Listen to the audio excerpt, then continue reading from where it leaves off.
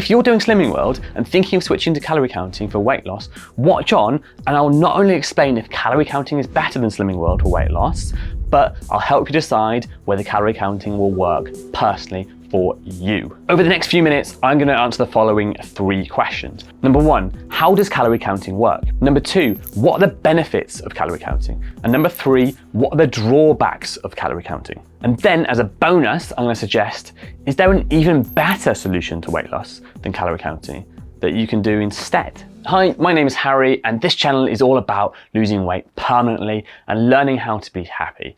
If you like the sound of that, then please subscribe. First off, let's address why you are here.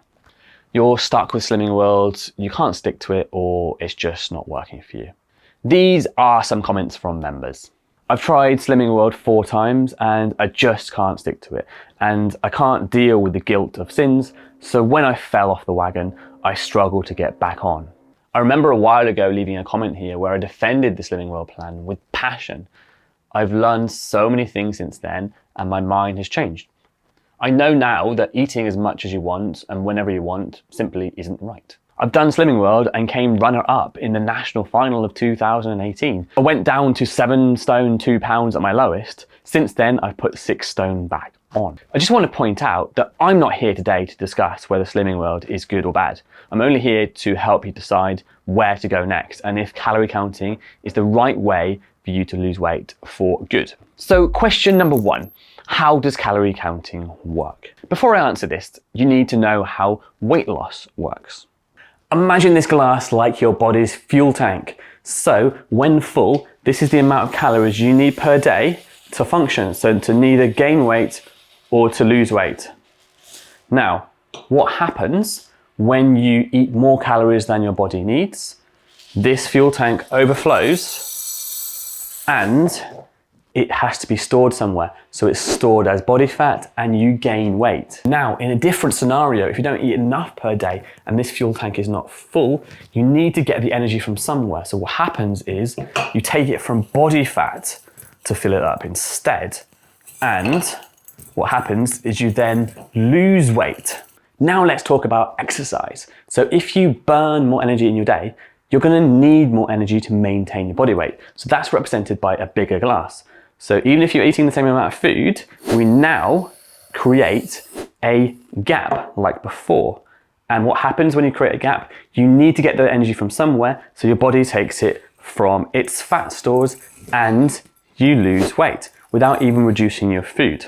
And the opposite happens when you lead a sedentary lifestyle and you don't do much movement or exercise in your day. So we take this amount of energy you're consuming per day to maintain your body weight, but because we are doing less movement, we need less energy now. So represented by a smaller glass, you can see now we reach the top, but also we start to overflow into the body fat stores. So you don't need so much energy, so it's stored as fat now. And then different diets apply this principle in different ways. For example, Slimming Worlds get you to focus on speed foods to reduce your calories and get you to count sins to stop you eating too many high calorie foods. The hope is that you then end up in a calorie deficit. Other diets achieve this with different methods. For example, the keto diet gets you to cut out carbs, which includes cake, chocolate, ice cream, cookies, pasta, bread. So you end up lowering your calories and hopefully end up in a calorie deficit. Shake diets like Herbalife or Juice Plus get you to replace 1 or more meals with a low calorie shake, which lowers your calories and you hopefully end up in a calorie deficit. Intermittent fasting gets you to only eat during a certain window during the day, which hopefully means you eat less and hopefully means you end up in a calorie deficit. Finally, calorie counting, you weigh and log food in an app like MyFitnessPal or NutriCheck, so you know its calorific value and you try and hit your personal calorie target number. So you hopefully end up in a calorie deficit. So by now you understand how weight loss works with the glass and rice, and you understand specifically how calorie counting relates to that by reducing your calories. So this leads me on to question number 2. What are the benefits of calorie counting? A lot of people struggle with the Slimming World system, including not being able to eat the foods they want to, odd food restrictions, and yo-yo dieting and putting the weight back on. I lost 4 stone with Slimming World, then felt stuck and had a bad relationship with food. I now calorie count and will never look back. I have so much more flexibility and I absolutely love it. Slimming World is toxic. Calorie counting and calorie deficit is a much healthier way. A lot of people like the idea of calorie counting as it follows the science of weight loss. It's clearer to see what's going on with your calories, plus you can fit in foods you may have found difficult with the Slimming World system, including the strange sin rules that have no relation to calories. For example, a 90 calorie banana is 0 sins versus a 90 calorie mashed banana is 5 sins, or avoiding highly nutritious foods such as avocados due to their high sin value and the preference to have treats instead. Plus, it's easy to see where you might be going wrong with calorie counting if you stop losing weight, because you have all the numbers logged. But there are 2 very important questions you have to ask yourself so that you can decide whether calorie counting is for you or not. In fact, write these questions down. What didn't Slimming World give me that calorie counting will? And will calorie counting give me what I need to lose weight long term?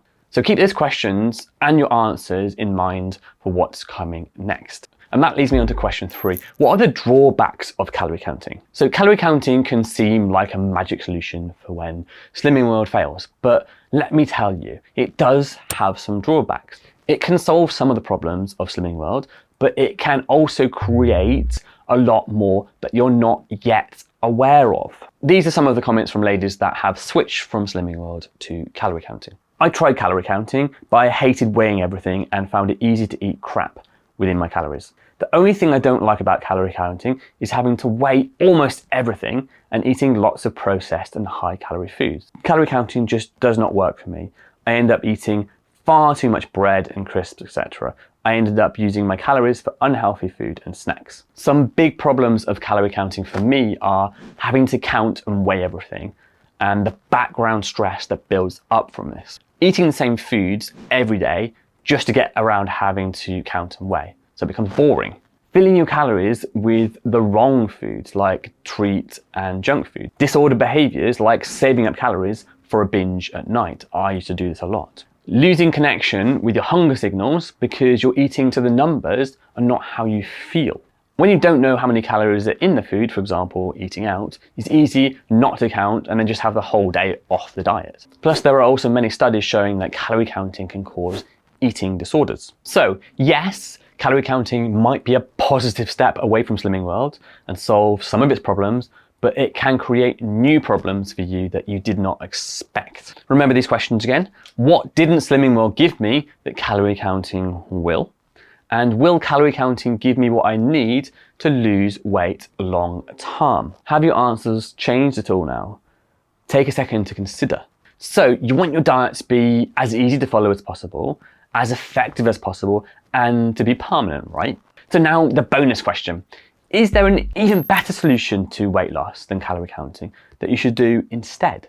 To answer this, let me show you a graph. This is the amount of precision you need to stick to a diet. Calorie counting is here, versus how likely you are to stick to it. As you can see, the more precision you need, the less likely you are going to stick to your diet. Sticking to the diet was already one of the problems with Slimming World, so you're not solving that with calorie counting. What we want is a method of eating that sits about here. That way you get the benefits of both worlds, good weight loss, but a diet that's easy to stick to. And what could that method be, I hear you ask? It's definitely not keto. It's definitely not intermittent fasting or shake diets. Those are all very unsustainable diets. They all cause yo-yoing. And I want to make this as easy as possible for you. So I've created a complete guide on how to eat for permanent weight loss. And you can download your copy for free here. However, no diet will work for you unless you understand how low self-worth creates stress that will sabotage your weight loss results. So watch this video next.